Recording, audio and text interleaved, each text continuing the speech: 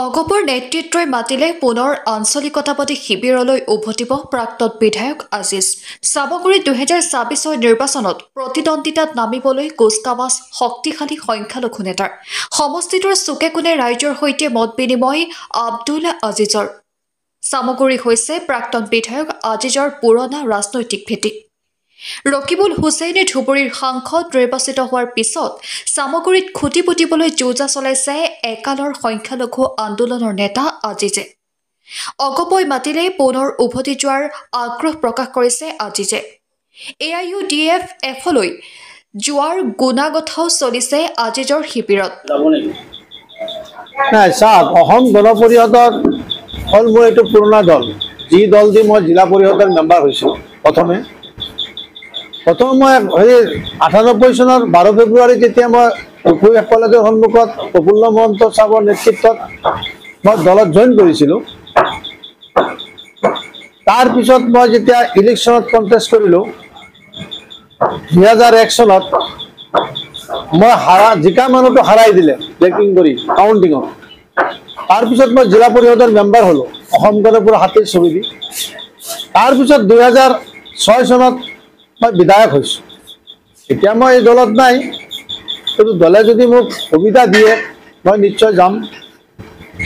যেহেতু আপোনাৰ ৰূপহী দিন আপোনাৰ চামগুৰি এতিয়া সংখ্যালঘু নতুন ডেলিমিনেশ্যন সংখ্যালঘুৰ সম্প্ৰদায়ৰ মানুহ বাঢ়িছে আৰু সংখ্যালঘু অঞ্চলসমূহত অসম গণ পৰিষদৰ প্ৰভাৱ আছে আৰু মানে তেনেকুৱা প্ৰাৰ্থিত্ব দিলে হয়তো ৰাইজে সঁহাৰি জনাব।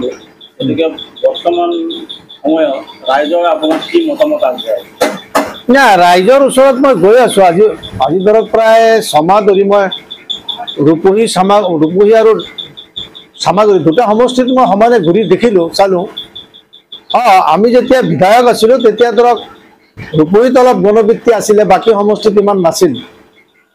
তথাপিও মোৰ লগত জিলা পৰিষদৰ মেম্বাৰ হৈছিল ডিঙৰ পৰা পাঠান চাহাব, তেখেতো পিছতে MLA হৈছে AIUDF-ৰ পৰা। গতিকে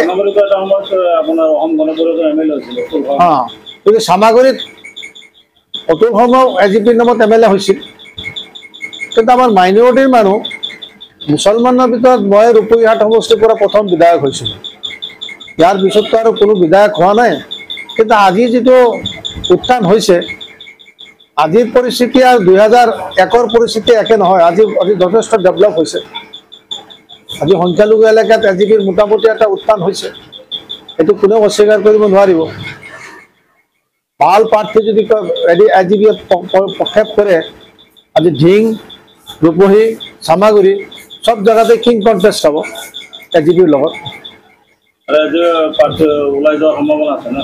সম্ভাৱনাও আছে। বিশেষকৈ চামগুৰিত যথেষ্ট সম্ভাৱনা আছে। AGPৰ প্ৰাৰ্থী এজন ওলাই যোৱাৰ যথেষ্ট সম্ভাৱনা আছে।